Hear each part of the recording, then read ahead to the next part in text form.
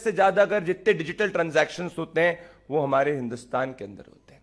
आज हम उस भारत के अंदर हैं जो चाइना से ज्यादा बड़ी ग्रोथ रेट से ग्रो कर रहा है। और जितने भी आप वर्ल्ड की एजेंसीज उठा के देख लें, सब ये कह रहे हैं कि आने वाले 10 से 15 सालों के अंदर अगर हिंदुस्तान इसी गति के साथ में बढ़ता गया तो चाइना से ज्यादा ग्रोथ रेट और चाइना से ज्यादा इकोनॉमिक प्रॉस्पेरिटी हमारे देश में होने वाली है। और अगर इससे भी ज्यादा मैं अगर कहूं कि हम उस भारत में हैं जहां पे प्रधानमंत्री नरेंद्र मोदी ने 1947 के बाद से राम राज्य स्थापित करने की पूर्ण कोशिश की और राम राज्य की तरफ हिंदुस्तान बढ़ रहा है। ये बहुत बड़ी बात है, इसके लिए आप सभी को गौरवान्वित महसूस करना चाहिए। राम राज्य दोस्तों क्या था? राम राज्य वो था जहां पे जो भी जनमानस थे उनके पास प्रॉस्पेरिटी थी, खुशहाली थी, और जो राजा था वो कोशिश करता था और पूर्ण रूप से उसकी पॉलिसीज के अंदर लास्ट माइल मतलब आखिरी जनमानस को खुशहाली देने की पूर्ण कोशिश होती थी। और साथ में धर्म की स्थापना थी। मुझे यह कहने में कोई संकोच नहीं है कि अगर धर्म की स्थापना की बात की जाए और साथ में इकोनॉमिक प्रॉस्पेरिटी की तरफ हिंदुस्तान को ले जाने की कोशिश की जाए और उसकी तरफ कदम लिए जाए, तो एकमात्र प्रधानमंत्री जिसने 1947 से लेकर अभी तक इसको स्थापित किया है उसका नाम प्राइम मिनिस्टर नरेंद्र मोदी है। और इसीलिए आप सभी जो नेशनलिस्ट सोशल मीडिया इन्फ्लुएंसर्स हैं उनको ये बात को सोचना चाहिए और आत्मचिंतन करना चाहिए कि ये anti India tool kit active क्यों हो रही है। अरे भाई, आपने सोचा था कुछ 2007-8 में एंटी इंडिया टूल किट के नाम से तो नहीं आप आवाज सुनते थे या लोगों को आवाज सुनते थे? क्यों? क्योंकि उस वक्त जो स्टेट की मशीनरी थी उसमें जो intellectuals, journalist, think tanks, bureaucrats और स्टेट के जितने भी मशीनरी के लोग थे वो एक कोट अनकोट सूडो सेक्युलर और ये एंटी इंडिया टूल किट को नॉर्मलाइज करते थे। नॉर्मलाइजेशन हो गया था कि यासीन मलिक जैसे लोग प्रधानमंत्री के साथ हाथ मिलाते थे, वो दिल्ली के अंदर बैठते थे, उनको इंटेलेक्चुअल कहा जाता था। ये सब नॉर्मलाइज हो गया था। और जिस मीडिया का मैं पार्ट हूं उस मीडिया ने उस वक्त इनको एज हीरोज वेलकम कहा था। और हमारे कश्मीरी हिंदू भाई और बहन जिनके जेनोसाइड की कहानी 30 साल तक नहीं कही गई थी, वो एक से दूसरे मीडिया हाउस तक दर दर भटकते थे, कोई उनकी आवाज सुनने वाला नहीं था। पर ये जो नेशनल सोशल मीडिया की ये नेशनलिज्म की जो क्रांति आई है उसके बाद ऐसी स्थिति हो गई है कि वो पत्रकार आज बेरोजगार है और आज पूरी दुनिया ने कश्मीरी पंडित जेनोसाइड की कहानी सुनी भी है, उसको महसूस भी किया है और आज वो सब के सब एंटी नेशनल से एक्सपोज हुए हैं। इसीलिए ये anti India tool kit active हुई है क्योंकि हिंदुस्तान कोई वेस्ट की कॉलोनी के रूप में आगे नहीं बढ़ रहा, वो कोई मानसिक रूप से गुलाम देश के रूप में आगे नहीं बढ़ रहा, वो अपनी आइडेंटिटी पे गर्व महसूस करके आगे बढ़ रहा है। वो इस बात पे गर्व महसूस कर रहा है कि एक टीका पहनने वाला बंदा या एक टीका पहनने वाला युवा या साड़ी पहनने वाली महिला भी उतनी मॉडर्न है, उतनी प्रोग्रेसिव है, उतनी सेक्युलर है जितना कोई वेस्ट का व्यक्ति होता है। इसीलिए इनको घबराहट है। दोस्तों, आपने कभी सोचा कि कोई एंटी श्रीलंका टूल किट नहीं, ये जो एंटी टूल किट उन्हीं जगह पे होती है जहां पे स्ट्रेंथ होती है।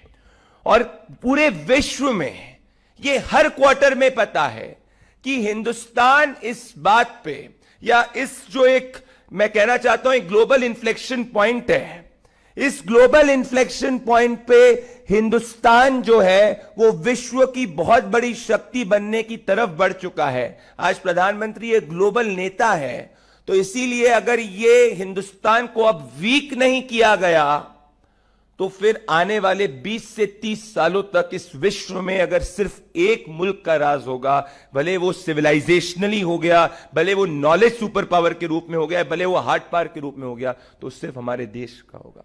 तो इसीलिए आज जो आप सबके सब लोग लड़ाई लड़ रहे हैं, ये आप मत सोचिए ये आपकी निजी लड़ाई है to get some likes, tweets, retweets. नहीं, प्रदीप भंडारी को सुनना है, कपिल मिश्रा को सुनना है, काजल हिंदुस्तानी को सुनना है, नहीं, that is not just the point. ये जो बात है, ये जो इन्फ्लेक्शन पॉइंट है दोस्तों, ये इतिहास में बहुत कम बार आता है। हमने इतिहास में गलती करी थी जब हम यूनाइटेड नहीं थे और हमारे देश के मीर जाफरों ने ही हमारे देश के स्ट्रॉन्ग किंगडम्स के साथ में कॉन्स्पिरेसी करी। मुगलों ने, अंग्रेजों ने हमारे में सालों साल राज किया और फिर साल लग गए हमको अपनी आइडेंटिटी को रिकॉग्नाइज करने के लिए। और आज विश्व में जो हमारा स्थान है वे बहुत मुश्किल से आता है दोस्तों। तो अगर आप सोचे कि इस वक्त अगर आप डिरेल हो गए, इस वक्त आप सोचे कि अरे क्या है, ट्वीट कर रहा हूं मैं, लाइक कर रहा हूं, बात कर रहा हूं, इससे कर रहा हूं, so then we will lose the ship. दोस्तों ये एंटी इंडिया टूल किट जो है, क्या इसका कोई चेहरा है, ये क्या कोई वेपन के साथ लड़ती है? एब्सोल्युटली नॉट दोस्तों ये एंटी इंडिया टूल किट, इसके अंदर हर प्रोफेशन के अंदर लोग मौजूद होते हैं। ये एंटी इंडिया टूल किट का जो व्यक्ति है वो दिखता आपके जैसे ही होगा, वो कहने को तो भारतीय होगा पर वो किसी और के पेरोल्स पे होगा।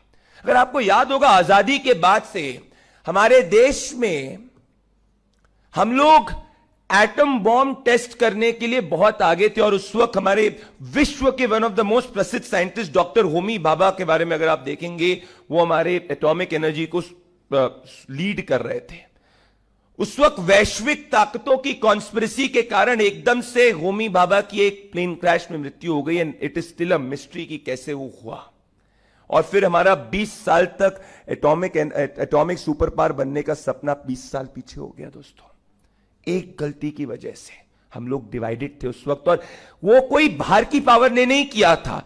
बाहर की पावर के पैसों पे, उनके फेवर्स पे काम कर रहे हमारे देश के अंदर बैठे हुए लोगों ने किया था। ये आप याद रखिएगा, हिंदुस्तान को कभी भी कोई टूल किट डिफीट नहीं कर सकती जब तक उसमें हिंदुस्तान के कुछ लोग ही मिलते हैं उस कॉन्स्पिरेसी के अंदर।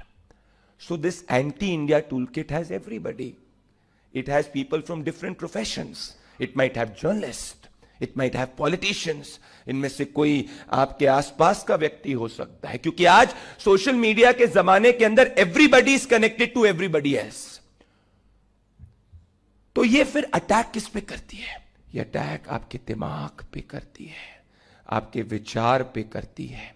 दोस्तों विचार सबसे इंपॉर्टेंट चीज होती है, क्योंकि इस देश में जब वैचारिक रूप से हम लोग कंफ्यूज थे तो यहां नेता कहते थे हिंदू आतंकवाद, और देश में सड़कों पर लोग नहीं निकल पाते थे, और इस देश के एस्टेब्लिशमेंट में लोग इसको कहते थे इट्स ओके, क्या बड़ी बात हो गई। हाफिज सईद को हाफिज सईद जी कहा जाता था। क्यों? क्योंकि वैचारिक रूप से हम लोग कंफ्यूज थे, आप लोग कंफ्यूज थे, हम सब कंफ्यूज थे। उसके बाद आपको इंफॉर्मेशन, आपको रियलाइज होना शुरू हुआ कि भाई ये हो क्या रहा है हमारे साथ में, व्हाट इज हैपनिंग। और फिर 2014 के बाद से एक नई क्रांति देखने को मिली, हर प्रोफेशन में आपको देखने को मिली। सो ये एंटी इंडिया टूल किट जो है, ये कोई एक जगह अटैक नहीं करती, ये आपके माइंड पर अटैक करती है, और ये एक कोऑर्डिनेटेड रूप से अटैक करती है। और अगर मैं एक लाइन में बोलूं ये एंटी इंडिया टूल किट क्या है, तो ये anti India tool kit is basically anti Hindu tool kit.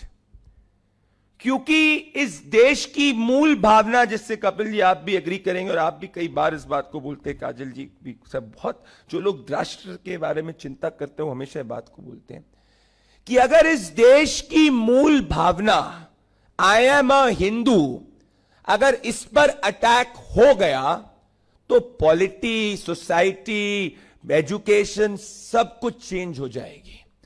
आज हिंदू इस बात पे गर्व महसूस करता है कि वो हिंदू है, तो आज आप ये एंटी नेशनल फोर्सेस को, इस एंटी इंडिया टूल किट को आप सहमा हुआ सा देखते हैं। आप देखते हैं कि ऐसी मछली के रूप में लड़ रही है, जो उसको पानी से आप निकाल दो फड़फड़ा रही। उसको पता है अगर 2024 तक मैंने कुछ बड़ा परिवर्तन नहीं किया, अगर इस देश की साइकी में मैंने परिवर्तन नहीं किया, तो फिर मैं पूरी की पूरी लड़ाई हार जाऊंगा और फिर हिंदुस्तान का जो युग आने वाला है वो सिर्फ और सिर्फ हिंदुस्तान का रहने वाला है। That is why and this is what the fight is. So this is nothing but an anti Hindu tool kit. इस एंटी हिंदू टूल किट में होता क्या है दोस्तों? इस एंटी हिंदू टूल किट के अंदर एक सूडो सेक्युलर हिंदू को ये पूरी की पूरी टूल किट आमने सामने करती है एक ऐसे हिंदू के सामने है जो धार्मिक है, जो देश में विश्वास रखता है, जो अपने ट्रेडिशंस पे बिलीव करता है, जो भारत माता की जय कहता है, जो जय श्री राम कहता है। एक हिंदू जो है, जो सूडो सेक्युलर है। वैसे तो मैं एक और टर्म आजकल सुनता हूं कि सेक्युलर हिंदू। कभी आपने सुना है सेक्युलर क्रिश्चियन, सेक्युलर मुस्लिम? नहीं, ये सेक्युलर हिंदू वर्ड कहां से आया? क्यों? क्योंकि ये हिंदू आइडेंटिटी को धूमिल करना चाहते, तो इनने इसके आगे एक और एडजेक्टिव रख दिया कि सेक्युलर हिंदू। अरे भाई, Hindu means secular, Hindu means tolerant, Hindu means everything. Hindu in itself is all encompassing. पर इनने इस चीज को धूमिल करने के लिए, हिंदू आइडेंटिटी को धूमिल करने के लिए एक सेक्युलर हिंदू शब्द का प्रयोग किया था। It is bullshit actually. कुछ नहीं होता सेक्युलर। हिंदू ही हिंदू है। Hindu does not need an adjective इसके पहले। अगर मैंने बोला मैं हिंदू हूं, मैंने सब कुछ कह दिया। तो इनने क्या करते हैं, ये ऐसी टर्मिनोलॉजीज को लाते हैं कि अरे देखो, अच्छा तुम सेक्युलर हिंदू हो कि सेक्युलर हिंदू नहीं हो? अच्छा, और आप में से सब लोग ये ऐसे परोसा जाता है मीडिया के जरिए, इस तरीके से कोऑर्डिनेटेड रूप से परोसा जाता है कि हम सब जो है सोचते रह जाते हैं, रिएक्ट करते रहते हैं। सो इसमें ऐसा नहीं होगा कि कोई दूसरे धर्म का व्यक्ति आएगा या कोई गोरी चमड़ी का व्यक्ति आएगा, वो कहेगा देखो हिंदुस्तान को वीकन है। नहीं, इसमें एक pseudo secular quote and quote आपके जैसे ही दिखने वाले व्यक्ति को आपके सामने कहा जाएगा या आपके सामने फील्ड किया जाएगा, भले वो आपके प्रोफेशन में हो, भले वो राजनीति के अंदर हो, भले वो मीडिया के अंदर हो, भले वो इंटेलेक्चुअल के अंदर हो, और वो आपको क्वेश्चन करेगा और वो बोलेगा अरे why are you wasting water at Holi in Holi? आप पानी क्यों बर्बाद कर रहे हैं होली के अंदर? वो बोलेगा अरे तुमको पोल्यूशन की नहीं फिक्र है, तुम दिवाली पे पटाखे जलाते हो, हाउ अनकूल आर यू, कितने अनमॉडर्न हो तुम। वो कहेगा अरे तुम एनिमल जो है, एनिमल्स का ध्यान रखो, अरे तुम दूध वेस्ट कर रहे हो शिवलिंग में। ये कोई आपको कोई ये मुस्लिम नहीं कहेगा, ये कोई जाके क्रिश्चियन नहीं कहेगा, ये कोई जाके जॉर्ज सोरोज नहीं कहेगा, ये कहेगा आप में से ही कोई देखा हुआ व्यक्ति। बोलोगे अरे यार ये तो हमारे हिंदुस्तान का व्यक्ति, क्यों ऐसी बात कर रहे? तो कॉमन सेंस की बात है इसको। क्योंकि जो बाहर से बैठे हुए लोग हैं, भले वो चीन के अंदर हो, वेस्ट के अंदर हो, भले वो हमारे देश के ऐसे लोगों के साथ कोऑर्डिनेटेड है जिनका थॉट प्रोसेस मिलता है, जो भले हिंदुस्तान को गवर्न करेंगे पर वो चलाएंगे वो एजेंडा जो वेस्ट चाहता है। आप सोचिए इस देश के अंदर एकदम से ऐसे कैसे प्रोटेस्ट हो जाते थे जब हिंदुस्तान एक न्यूक्लियर पावर, न्यूक्लियर एनर्जी की तरफ जाता था। एकदम से एनजीओज आ जाते थे, एकदम से बात चालू हो जाती थी। How can it happen just like that? यहां 1 लाख लोगों की भीड़ खड़ा करने के लिए या 10 एकदम से एक रिहाना आ जाती है, एकदम से कोई हिजाब के अगेंस्ट बोलना चालू कर देता है, और ऑस्कर्स पे जो लोग हिजाब कहते हैं कि हिंदुस्तान में हिजाब पहनो, वो जाके जीके 2 से लेकर लोधी रोड के अंदर वही सेम लोग जो हैं वो कभी जिंदगी में हिजाब नहीं पहनेंगे। क्यों? बिकॉज लेडीज एंड जेंटलमैन, और ये आप सबको सोचना चाहिए कि ये अटैक सिर्फ आपके आइडेंटिटी पे करेंगे, ये सिर्फ अटैक सनातन पे करेंगे, क्योंकि इस देश की मूल धारणा सनातन है। मैं आपको एक्सपीरियंस एग्जाम्पल दूंगा एक। मैं अभी कर्नाटका में था, और जैसे कि पहले स्पीकर ने बोला, हिंदुस्तान को अगर आपको समझना है तो हिंदुस्तान का दर्पण करना चाहिए। हिंदुस्तान में घूमिए। आप में से कितने सारे लोग, मुझे बताइए, आप में से कितने लोग हैं जो मध्य प्रदेश के हर जिले में गए हुए हैं? आप लोग यूं हैं, कौन गए? 1 2 3 4 5। इतने बड़े नेशनलिस्ट सोशल मीडिया कॉन्क्लेव के अंदर भी जो मध्य प्रदेश के आप सब हैं, वो सब जो है मध्य प्रदेश के 60% जिले नहीं घूम पाए। तो जब आप खुद देश नहीं घूम पाते हैं, तब जाके आप जो ये रॉन्ग इंफॉर्मेशन फीड की जाती, इसके ट्रैप में आते हैं। आज की युवा पीढ़ी को फिलीपींस जाना है, आज की युवा पीढ़ी को अलग अलग जगह जाना है, पर हमारे देश के अंदर नहीं घूमना है। जाना चाहिए बाहर भी, बिल्कुल जाना चाहिए, बट हमारे देश के अंदर नहीं घूमना है। आइडियली आज के हर हिंदू माता पिता को ये इंश्योर करना चाहिए कि उसके बेटे या बेटी या उसके जो संतान है, उनके अंदर वो संस्कार और वो संस्कृति डाले। आजकल इतने हिंदू माता पिता हैं जो कहते हैं हाँ हम अपने बच्चों को जो है ट्रेडिशन के बारे में फोर्स नहीं करते, हम उन पे ऊपर कोई रिस्ट्रिक्शंस नहीं रखते। आप सबसे बड़ी डिससर्विस कर रहे हैं। क्या आपने कभी भी किसी दूसरे धर्म के माता पिता को ऐसा कहते हुए देखा है? क्या आपने यूनाइटेड स्टेट्स ऑफ अमेरिका के अंदर ऐसा किसी को कहते हुए देखा है, भले वो प्रोटेस्टेंट हो या कैथलिक हो? कोई भी नहीं। तो आप सब ऐसा क्यों करते हैं अपने आप को कूल कहने के लिए? क्योंकि आप उस ट्रैप में फंस रहे हैं। मैं 2 दिन पहले कर्नाटका के जिले में था जिसका नाम है रामनगरम। उधर मगधी करके एक विधानसभा आती है। 200 साल पुराना स्वामी नारायण जी के मंदिर में मुझे जाने का मौका मिला, और उस मंदिर के बाहर भक्ति के हारमोनियम पे भक्ति के भजन चल रहे हैं, लोग आसपास बैठे हुए हैं, एक दूसरे के साथ चर्चा चल रही है, कोई किसी के सुख और दुख को बांट रहा है। वहां पे जाके कोई गायक जो है वो शिव की भक्ति में लीन है। ये हमारे सनातन कल्चर था, ये हमारा सनातन कल्चर है। कितने युवाओं को इसके बारे में पता है? आज डिप्रेशन के लोग क्यों शिकार हैं? आज नई टर्म आई है जिसके बड़े बड़े कूल स्टार्स बात करते हैं, वो I am depressed, I am depressed. ये सब क्यों होता है? क्योंकि हम सब वेस्टर्न पद्धति की तरफ जा रहे हैं। हमारी जॉइंट फैमिली सिस्टम जिसके अंदर एक दूसरे के साथ मनमुटाव करके बैठते थे, वो सब खत्म होता जा रहा है। ये सब वही एंटी इंडिया टूल किट का पार्ट है। Anti India tool kit political change बाद में लेके आती है, वो पहले आपके माइंडसेट में चेंज करती है, और वो उसी कैंसर की तरीके से चेंज करती है जो आपकी बॉडी में जब फैलता है आपको पता नहीं चलता, वो स्टेज 4 में जाके आपको पता चलता है अरे मुझे स्टेज 4 कैंसर है। दिस इज एग्जैक्टली जिस तरीके से काम होते जा रहा है, और फिर जब रियलाइज आपको होता है इट्स टू लेट। ये हमारे कल्चर पे अटैक है दोस्तों, और ये एंटी इंडिया टूल किट को आप तभी इसका सामना कर सकते हैं जब आप क्या करेंगे। मैं आपसे पूछना चाहता हूं कॉल टू एक्शन क्या है? कॉल टू एक्शन ये है कि अगर आप एक पढ़े लिखे या ना पढ़े लिखे हिंदू माता पिता हैं तो अपने बच्चों के अंदर वो संस्कार डालिए कि वो अपनी संस्कृति को आगे लेके जाए। आपके दादा दादी नाना नानी ने वो संस्कार आपके पापा मम्मी में डाले, तभी जाकर जो है आज हमारी वैल्यूज बची हुई हैं, तभी जाकर हमारा धर्म बचा हुआ है।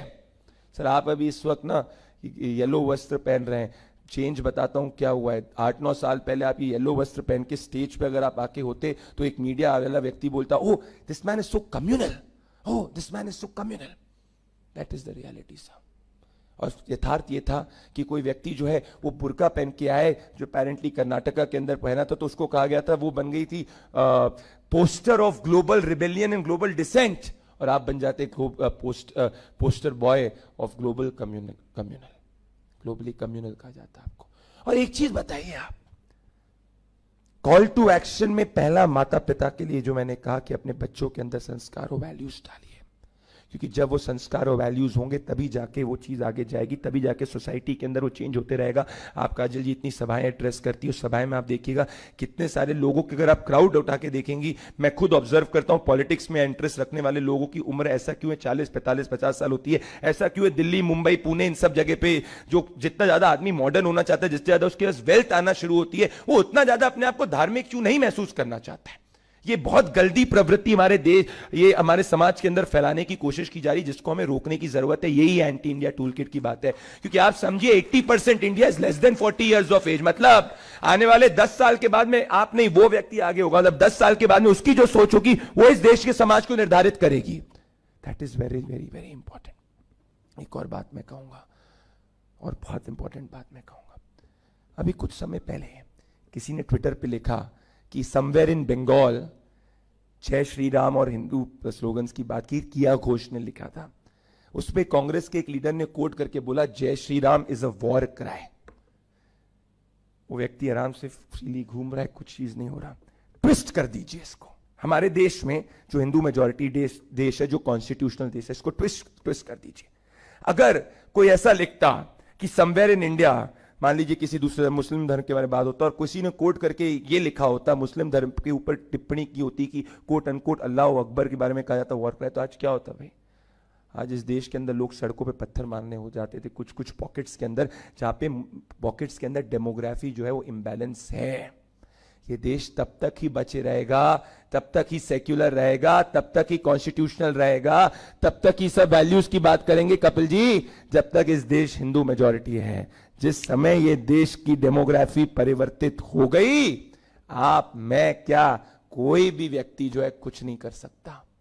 मैं ये कुछ फैक्ट्स पे बोल रहा हूं, आप उन सब जगह पे जाके देख लीजिए एक्सपेरिमेंट के रूप में जहां पे डेमोग्राफी से में हिंदू माइनॉरिटी में है। छोड़िए हिंदुस्तान नहीं, विश्व भर में वो सब जगह पे आप चले जाइए जहां पे हिंदू माइनॉरिटी में है, और आप मुझे बता दीजिए कि कॉन्स्टिट्यूशनल वैल्यूज, मॉडर्न वैल्यूज कितनी ज्यादा वहां पे प्रैक्टिस होती है। Not even 1%। So action point number 2, इस देश की डेमोग्राफी इंबैलेंस नहीं होनी चाहिए, वरना कुछ भी नहीं कर पाएंगे आप। और जनरली हिंदू क्या होता है ना, जैसे कि अभी कहा गया था सहिष्णु, ये सहिष्णु सहिष्णु सहिष्णु के चक्कर में ना हम लोगों ने सबसे ज्यादा नुकसान झेला है। हम इस देश में मेजॉरिटी में है, ये देश सेक्युलर बना हुआ है, तब भी ये कहा जाता है कि भाई पीस के लिए हिंदू को एक्शन लेना चाहिए। अरे boss, this country is peace living because it is Hindu majority, what more do I need to prove? Just because Hindu majority में है तो बर्डन उस पे नहीं है किसी भी चीज पे करना, burden is always equal on everybody else. That is the point number 1। And एक और बात, हम लोग ट्रेडिशनल सेंस में इस दुनिया में माइनॉरिटी हैं। अगर लोग जो ग्लोबल सिटीजन की बात करते हैं, जो ग्लोबलाइजेशन की बात करते हैं, उन सबको मैं कहना चाहता हूं कि Hindus globally are a minority, 14% as per the last data. मतलब माइनॉरिटी राइट्स की अगर ग्लोबली बात की जाए तो हम हिंदुओं की भी तो बात होनी चाहिए। हम हिंदू भी तो उस तरीके से इक्वली आते हैं। ऐसा क्यों है कि जब भी कपिल जी आप माइनॉरिटी राइट्स की बात कर लीजिए, कभी हिंदू उसमें फीचर करता ही नहीं है। इनफैक्ट कपिल मिश्रा जो है, अगर वो हिंदू राइट्स की बात करना चालू करेगा तो 3 आर्टिकल्स आ जाएंगे लिखते हुए कि ये कम्युनल लीडर है, ये हिंदू एक्सट्रीमिस्ट लीडर है। अभी टाइम मैगजीन ने कुछ समय पहले मैं देखा था, एक आर्टिकल आया था कि कश्मीरी पंडित्स के ऊपर बनी कश्मीर फाइल्स को कहा गया था एक्सट्रीमिज्म कॉलम के अंदर उसके ऊपर आर्टिकल किया गया था। Can you imagine? And I'm telling you this, and I say this with most honesty and with lot of authority, and I'm not saying this out of context. Hindu का दुश्मन हमेशा से एक हिंदू ही रहा है, कोई और नहीं रहा है। जब भी इस देश के अंदर नुकसान हुआ है, उसको हिंदू जब भी पीछे गया है, सिर्फ हिंदू ही रहा है। और इस देश के अंदर जहां जहां ये देश आगे बढ़ा है, तभी आगे बढ़ा है जब हिंदू साथ में है। और इसीलिए जाके जो आप इतने इकोनॉमिक प्रोस्पेरिटी की हम सब बात कर पा रहे हैं, इसीलिए कर पा रहे हैं हम, वरना पहले नहीं कर पा रहे थे। So number 2, prevent demographic imbalance. Number 3, साथ रहिए, यूनाइटेड रहिए। जातियों में बांटने का कॉन्सेप्ट इस हिंदुस्तान के अंदर जो लाया गया था, वो उन्हीं थिंकर्स द्वारा लाया गया था जिनके पूर्वज जो हैं वो अंग्रेजों के साथ में मिलकर चाय बिस्कुट कॉफी पिया करते थे। अदरवाइज कास्ट पर से was never a concept which was looked as dividing the Hindus. It was a concept जो occupational था। अगर आप उठा के देखें, Brahmin was not per se a caste. Brahmin was considered an individual who was having a lot of depth of knowledge in the area. That was called as Brahmin. Late अगर आप उठा देखेंगे। That is point number 3. और point number 4, आप में से हर व्यक्ति को अपने एक ट्रेडिशन को लेटर एंड स्पिरिट के साथ फॉलो करना चाहिए। जैसे मैं बचपन से अपना जो दिन है वो सिर्फ हनुमान चालीसा से शुरू करता हूं और एंड करता हूं गीता के एक जो है, मेरे पास बहुत सारी वैरायटीज ऑफ गीता है, पर एक पेज गीता का पढ़ के करता हूं। तो अगर आप सब भी कुछ आपको कि जिसमें भी विश्वास है, आप जिस तरीके से विश्वास रखते हैं, आपको उसको फॉलो करना चाहिए और 10 लोगों को सोशल मीडिया के जरिए उसको बताना चाहिए।